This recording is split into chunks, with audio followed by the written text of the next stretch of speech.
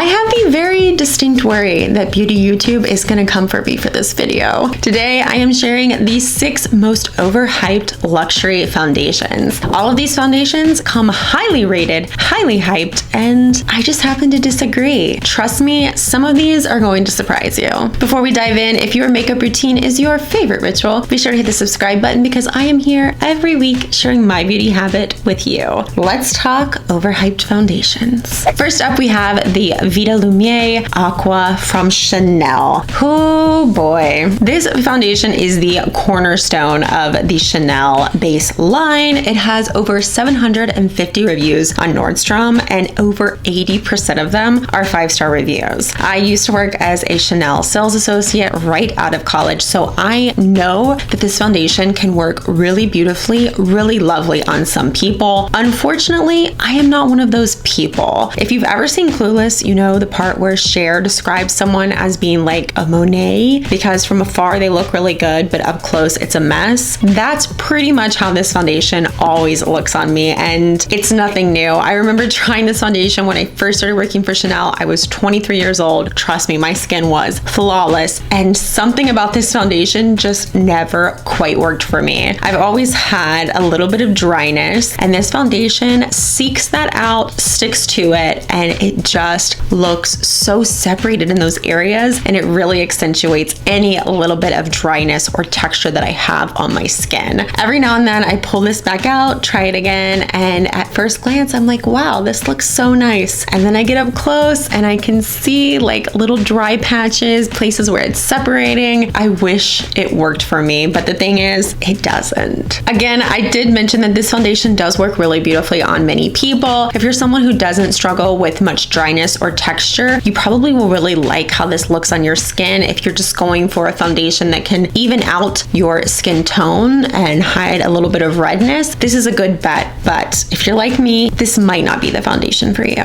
Oh, let's talk about one of the just most expensive overhyped foundations there is. It is the La Mer Soft Fluid Long Wear Foundation. Clocks in at $130. People love this foundation, and I recently just saw someone that I adore on Instagram talking about how it's the best foundation they've ever used, and I'm like, what? Excuse me? I thought it was going to really work for me. It sounded like everything that I could really want. It says that it has medium coverage with a natural finish. It's got skincare benefits. Like, to me, that sounds perfect. The only problem is I don't find this to have a natural finish or a medium coverage. I find this to basically be like tinted oil. This is very, very light coverage on me, like barely not even there. And the finish is just straight up oil slick. It looks greasy, and I have dry skin. Also, it does not smell good. That's another issue I have with it. I don't know why this foundation stinks. And can we please just talk about how runny this foundation is? Like,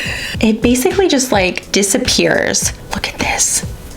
I don't understand why people like this. If you do, I'm not shaming you. I'm just saying, to me, I will never get the hype of this like greasy, oil slick looking foundation. Fun fact, I actually repurchased this to make sure that I still hated it because I first tried it years ago, like 4 years ago. And at that time, it was one of the only products, like I can count on 2 hands the number of makeup products that I've ever returned to get my money back. That was one of them. Next up, we have Tom Ford, the Shade and Illuminate Soft Radiance Foundation. This is $150. This is actually the first foundation I ever reviewed here on my channel. And when I first put it on, I really liked it. Now, the reason that I bought this to begin with was because of how many great reviews it has. This has been reviewed over 716 times on Nordstrom, and it has a 4.5-star rating. Now, like I said, when I first put this on the first time, I thought it was really nice. It looked really luminous. It really like blurred my skin, made my skin look soft, almost airbrushed. Like, it was nice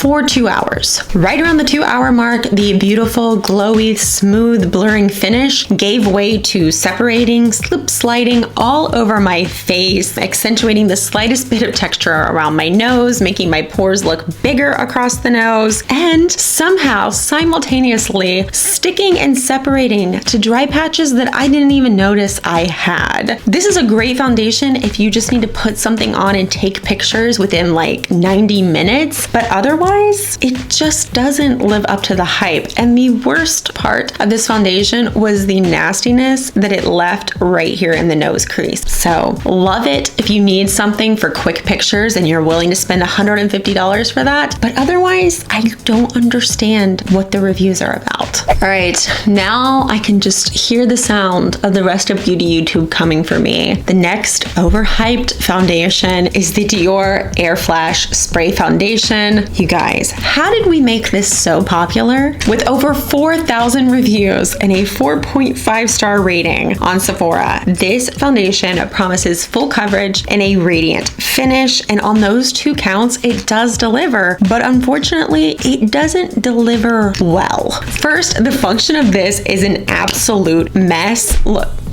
My point is proven. You lose the spray bottle all the time. This is the third one of these that I have bought. The first one, it dribbled product from the spray button immediately. I thought surely that was a faulty thing, so I bought a second one. The second one still dribbled product, and then the spray applicator completely stopped working after the third use.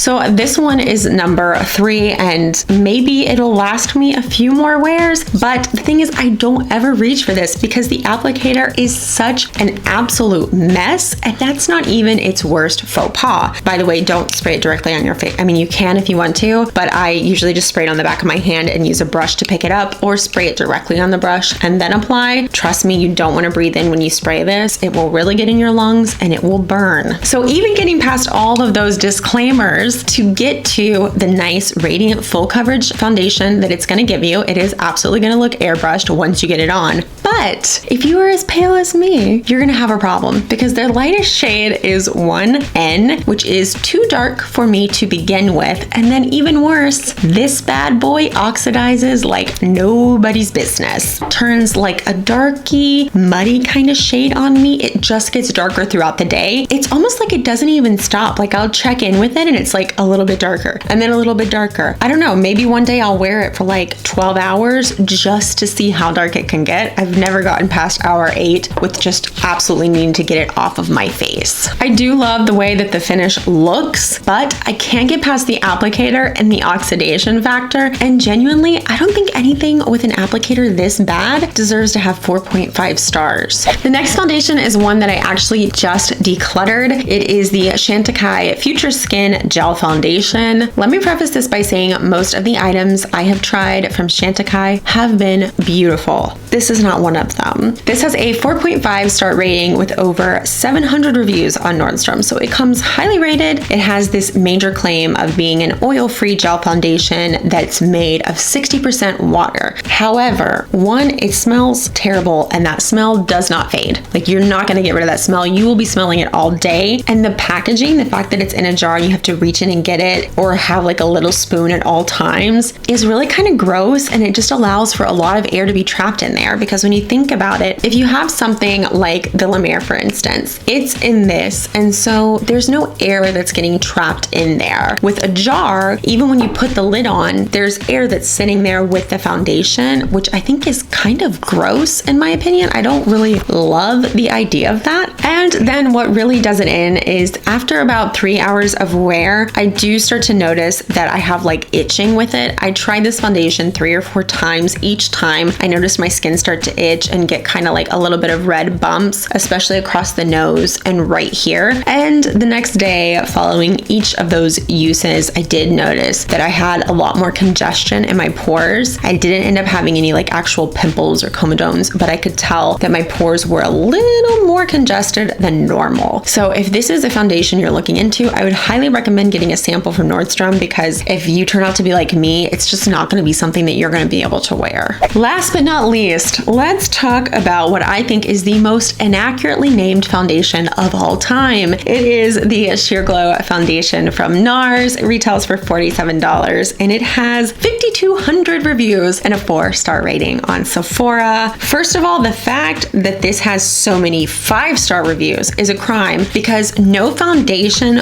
without a pump deserves to have a 5-star review. Like, you have to remember to buy a pump from them, which by the way, I have before, and and the pumps are crap. They don't function well. I bought 2 different pumps. Neither one of them worked more than like 2 uses, so I gave them away. I know I sound very negative in this video, but this is a whole video about being negative about bad foundations. So I'm such an optimist that like I literally like sometimes feel bad doing videos like this because I'm like, I don't want to sound like I'm complaining. I don't like to complain, but here I am complaining. You clicked on the video. Don't be mad at me.